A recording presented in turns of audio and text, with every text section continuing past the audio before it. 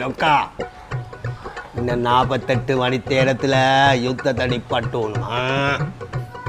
48 மணி நேரத்தில் நிப்பாட்டாட்டி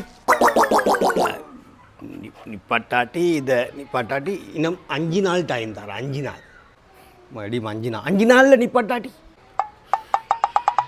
5 நாளில் நிப்பாட்டாட்டி 10 நாள் டைம் தாருண்டா. யுத்தத்தை எப்படியா நிப்பாட்டி போடேடா.